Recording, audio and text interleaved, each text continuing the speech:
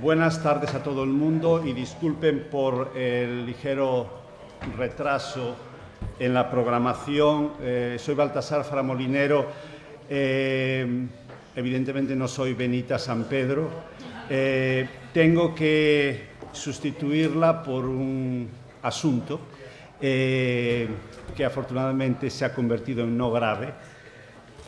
Y les doy la bienvenida a esta última sesión de la tarde del panel 3 de apuestas literarias para una Guinea independiente, para una idea independiente, que es parte 1, en que hay 4 presentaciones: la de Martín Repinec, la de Estefania Licata, Dosinda García Albite y de Alejandra Eguís Almerón Tutum. Les voy a pedir a cada una de las personas que presenten que limiten su presentación a 20 minutos para dar tiempo a las preguntas. Al final haré una pequeña reflexión y pasaremos a las preguntas. Entonces, el primer presentador va a ser Martín, que el título de su charla va a ser Raza hispana o negra, la esclavitud y lazos familiares transatlánticos en la literatura ecuatoguineana. Martín.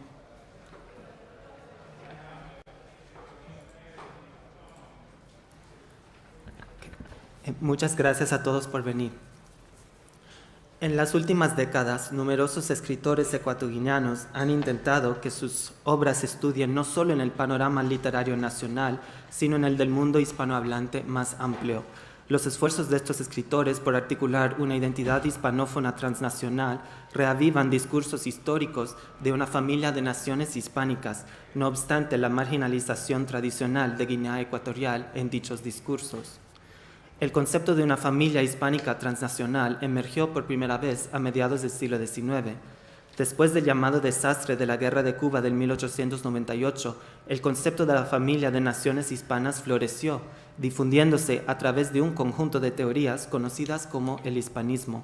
Dichas teorías intentaban representar España como atada cultural o espiritualmente a su imperio perdido.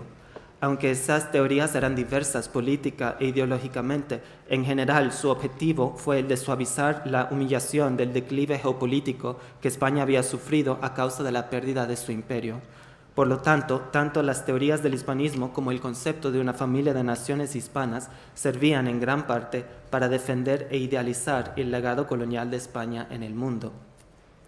Sin embargo, en esta ponencia afirmo que varios escritores ecuatoguineanos, tales como Donato Ndongo Bidiogo, Francisco Zamora Loboch o Juan Tomás Ávila Laurel, reciclan el concepto de una familia hispanófona postcolonial al mismo tiempo que cuestionan y socavan las raíces coloniales de dicha familia. En diversas obras escritas entre 1977 y 2008, estos escritores afirman una identidad hispanófona global al subrayar la memoria de la trata transatlántica de esclavos. Aunque el hispanismo histórico sugirió que los diferentes países hispanos estaban vinculados por una raza sin color, basada en una lengua o cultura común, los textos que analizo hoy plantean una visión alternativa de la familia de naciones hispanas. Esta visión alternativa está basada en una solidaridad racialmente consciente entre Guinea Ecuatorial y el mundo afrolatino. Al sustituir la noción de una raza hispana por una visión transnacional de la negritud, estos escritores desentierran la violencia estructural escondida por el hispanismo histórico. Al mismo tiempo, desestabilizan el lugar privilegiado de España como madre patria de la familia hispana. El concepto de una raza hispana fue definido reiteradamente por los teóricos del hispanismo como el conjunto de la herencia cultural, lingüística e histórica compartida por las naciones hispanohablantes. Por lo tanto, la raza hispana incluía a todas las personas del mundo hispano de cualquier procedencia étnica o racial. A pesar de esta aparente inclusividad, el concepto de una raza hispana sirvió para reforzar las jerarquías raciales y racistas del mundo hispano de varias maneras.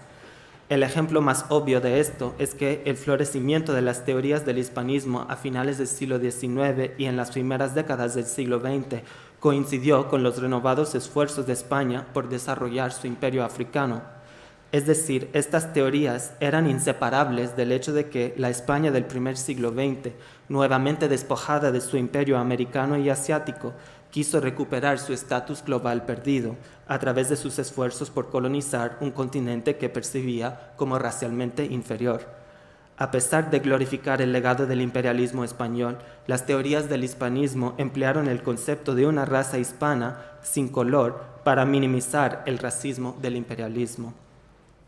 El proyecto reciente de escritores guineanos contemporáneos de reivindicar su pertenencia en una familia hispanófona transatlántica exige una reflexión crítica sobre la historia violenta de la esclavitud y sus legados en el presente. Algunos escritores ecuatoguineanos, como Ndongo Bidiogo, Zamora Loboch o Ávila Laurel, se han acercado a esta tarea en sus obras al utilizar la memoria de la esclavitud para construir lazos familiares entre Guinea Ecuatorial y el mundo afrolatino. Para empezar, discutiré la dimensión transatlántica de dos obras tempranas de Donato Ndongo Bidiogo. Primero, su cuento La Travesía del 1977, que está incluido en la colección reciente que aparece aquí, y segundo, su ensayo El marco de la literatura de Guinea Ecuatorial, que fue el prólogo de la primera antología de literatura guineana, publicada en el 1984. Estos textos ofrecen perspectivas complementarias sobre cómo una memoria de la esclavitud puede reconfigurar la comunidad hispanófona global. La Travesía narra la historia aterradora de un narrador protagonista africano que es capturado como esclavo y obligado a viajar en un barco negrero de camino al Nuevo Mundo. Asimismo, el ensayo El marco de la literatura guineana acentúa los numerosos paralelismos que vinculan la literatura guineana y la afrocubana. A simple vista, el cuento La Travesía se presta a una lectura decididamente pesimista. Por ejemplo, el narrador observa un sinfín de actos abusivos cometidos contra varios esclavos antes de su propio fallecimiento. Es más, a lo largo del cuento, este expresa una intensa frustración por el hecho de no tener una lengua común con la cual entenderse con sus compañeros, quienes provienen de diferentes orígenes étnicos y lingüísticos. El cuento demuestra con insistencia que la falta de una lengua común entre los esclavos prohíbe que estos se organicen contra sus amos. Por consiguiente, la historia es un reflejo distorsionado de las narrativas del hispanismo. Si el hispanismo propuso que una familia de naciones geográficamente remotas estaba unida por una herencia lingüística y cultural, pero no racial, el cuento representa a los esclavos como unidos por su raza negra, pero no por su lengua. Aunque los esclavos nunca consiguen entenderse, la mirada retrospectiva del cuento pone de relieve la capacidad de las lenguas coloniales de servir como herramientas de resistencia colectiva. Aunque los negros en el barco están aislados lingüísticamente, el cuento se escribió en los años 70, cuando varias lenguas coloniales europeas, incluyendo la española, ya se hablaban entre poblaciones negras a ambas orillas del Atlántico desde hacía varios siglos. Por lo tanto, a pesar de su enfoque en el aislamiento lingüístico, dicha mirada retrospectiva invita a los lectores a reflexionar sobre las maneras en que el colonialismo terminó por crear una comunidad lingüística transnacional para poblaciones negras en África y en las Américas. A pesar de su aparente fatalismo, La Travesía se puede interpretar como una reflexión sobre el nacimiento de lo que llegaría a ser una negritud hispana transatlántica. Ndongo Bidiogo profundiza dicha reflexión en su ensayo fundacional sobre la literatura guineana, El marco de la literatura de Guinea Ecuatorial, del 84. En este texto, el autor delinea las fronteras del entonces emergente canon literario nacional. De interés especial es su propuesta de que la literatura afrocubana pueda ser un modelo para la ecuatoguineana.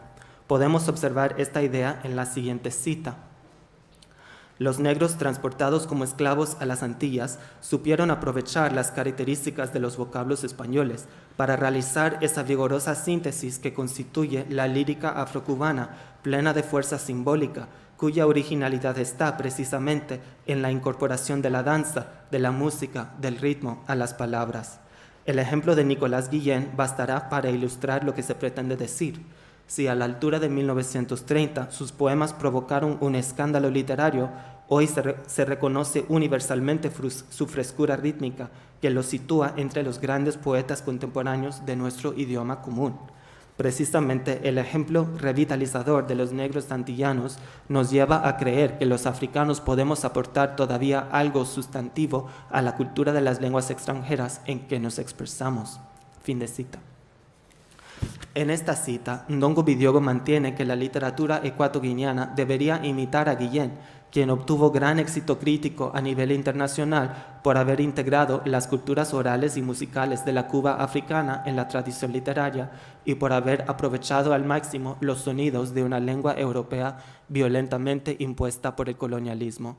Además, Ndongo Bidyogo comenta que Guillén también puede servir como un modelo de cómo conseguir mayor visibilidad internacional para la literatura ecuatoguineana. Además de Ndongo Bidyogo, otros escritores han utilizado la memoria de la esclavitud para reforzar la conexión entre Guinea Ecuatorial y el mundo afrolatino en obras posteriores. Un caso importante es el ensayo-libro de Francisco Zamora Loboch del 1994, titulado Cómo ser negro y no morir en Aravaca, manual de recetas contra el racismo. Este ensayo fue escrito como respuesta al asesinato en 1992 de Lucrecia Pérez Matos, una inmigrante dominicana, a manos de supremacistas blancos en el suburbio madrileño de Aravaca. El evento conmocionó a la sociedad española de la época, ya que muchos desconocían la existencia de un racismo tan violento en el país. Al referirse a este episodio traumático, el título resalta el hecho de que Zamora Loboch percibiera a Pérez Matos y a sí mismo como herederos del legado de la esclavitud en la España contemporánea, a pesar de sus procedencias nacionales diferentes. De esta forma, el texto es el producto de un momento de reconocimiento casi familiar entre Zamora Loboch, un ecuatoguineano exiliado en Madrid, y Pérez Matos, la inmigrante dominicana asesinada. La pena de Zamora Loboch por el homicidio de Pérez Matos lo lleva a rastrear las genealogías del racismo español y global que condujeron a su muerte prematura. En particular, el ensayo pone énfasis en la historia de la esclavitud en territorio peninsular, mencionando numerosos incidentes de escalofriantes actos violentos cometidos en España contra esclavos por parte de sus amos. El enfoque del texto en la esclavitud peninsular cuestiona la frecuente omisión de este tema, tanto en las narrativas nacionales de España como en las teorías históricas del hispanismo. Al resaltar la esclavitud peninsular, el texto sugiere que la herencia compartida entre España y América no es una raza sin color basada en la cultura o la lengua, como una vez había sugerido el hispanismo. Más bien, el texto asevera que el territorio peninsular, al igual que el americano, está manchado por la brutalidad de la violencia racial. Eso dicho, Zamora Loboch también mantiene que las cicatrices de la violencia racial han hecho de España un hogar para las subjetividades negras transatlánticas. De interés especial es la relectura que el escritor ofrece del canon literario español, el cual él divide en dos mitades, una racista que incluye escritores como Quevedo y Lope de Rueda, y la otra antirracista que incluye escritores como Cervantes, García Lorca o el autor anónimo del Lazarillo de Tormes. No obstante la cualidad obviamente reduccionista de dicha categorización, la interpretación del canon de Zamora Loboch es interesante porque ofrece una nueva visión de los lazos familiares entre Guinea Ecuatorial y el mundo hispanófono.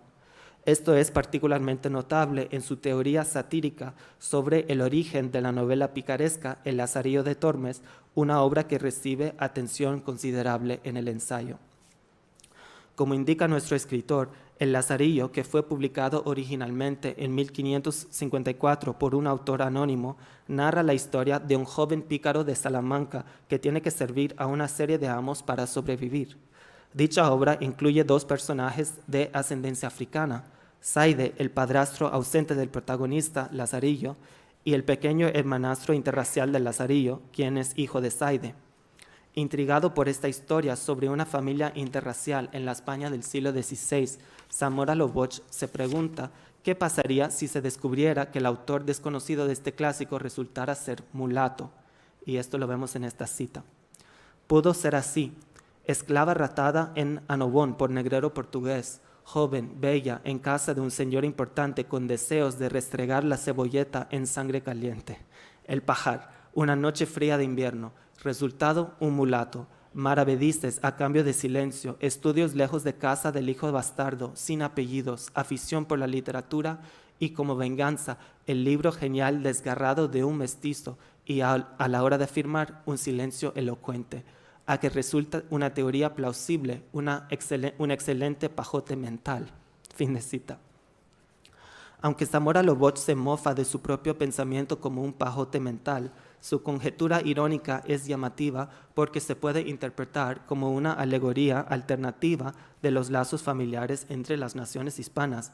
Según esta alegoría, el mundo hispano, como el hijo ficticio de origen interracial, fue engendrado a causa de una violencia racial y sexual. Asimismo, los esfuerzos del padre por silenciar a la madre y esconder al hijo son análogos a las teorías del hispanismo, las cuales utilizaron el concepto de una raza hispana para minimizar la violencia del origen de la familia. Sin embargo, al acentuar la capacidad del hijo mulato de publicar la historia de su madre silenciada, esta alegoría implica que España también puede escoger respetar su tradición antirracista en vez de su tradición racista. Mediante esta alegoría, Zamora Loboch promueve una visión de los lazos familiares en el mundo hispano en que el encubrimiento de la violencia racial, representado por el discurso del hispanismo, pueda ser reemplazado por una conciencia crítica de los legados persistentes de esa violencia, tanto en el pasado como en el presente. Un tercer escritor que utiliza la memoria de la esclavitud para reforzar el concepto de lazos familiares entre Guinea Ecuatorial y el mundo afrolatino es Juan Tomás Ávila Laurel. En particular, su novela Avión de ricos, ladrón de cerdos, del 2008, parece dialogar con los textos anteriormente analizados de Zamora Loboch y de Ndongo Bidiogo. Por un lado, la estructura picaresca de la novela, la cual ha sido estudiada por Eva Ismail, evoca la idea de Zamora Loboch de que el género picaresco pueda ser redefinido como portavoz de subjetividades engendradas por la violencia racial. Por otro lado, la notable relación intertextual que la novela comparte con la poesía de Nicolás Guillén, el poeta afrocubano más conocido mundialmente, es reminiscente del análisis de Ndongo Bidiogo sobre la relación familiar entre la literatura ecuatoguineana y la afrocubana. Al entrelazar su narrativa picaresca con su homenaje a Guillén, la novela de Ávila Laurel representa los lazos familiares entre el África y la América hispanas como un camino a la supervivencia y a la prosperidad para la literatura ecuatoguineana. La trama principal de esta novela gira en torno al narrador protagonista, Mba Sima, un adolescente fan de clase humilde de las afueras de Bata. Al principio de la novela, Mba Sima y su primo son secuestrados por un empresario corrupto, quien tiene la intención de matarlos en un sacrificio ritual. Sin embargo, sus vidas son salvadas por una llamada telefónica de origen desconocido. El empresario supersticioso considera la llamada misteriosa como un presagio y decide ofrecerle un trabajo a cada joven. Con el tiempo, los chicos prosperan económicamente e incluso logran robar un poco de los ingresos de su jefe.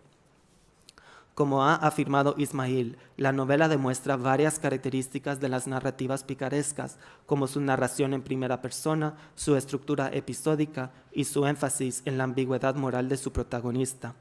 La novela también contiene una importante relación intertextual con la poesía de Nicolás Guillén. Este aspecto de la novela se manifiesta a través del personaje de Mba Ndong, el padre fallecido del protagonista, cuya historia está entrelazada con la de su hijo. Mba Ndong es recordado favorablemente por su hijo y por muchos miembros de su comunidad por su papel como trovador de épicos orales. Además, Mba Ndong es conocido por haber estudiado en Cuba durante su juventud. Ahí su descubrimiento de un poeta cubano sin nombre lo afectó tan profundamente que decidió cambiar su nombre a Yambambé Yambambó.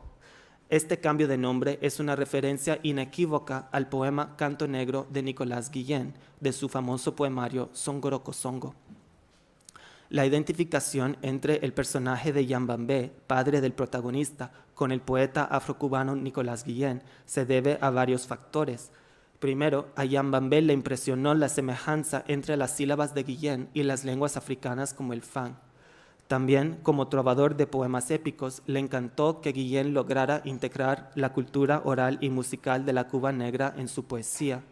Al representar a Guillén como una figura paterna heroica para Yambambé, la novela hace eco del argumento de Ndongo Bidyogo en el marco, donde este reconoce a Guillén como un ejemplo a seguir para los escritores ecuatoguineanos.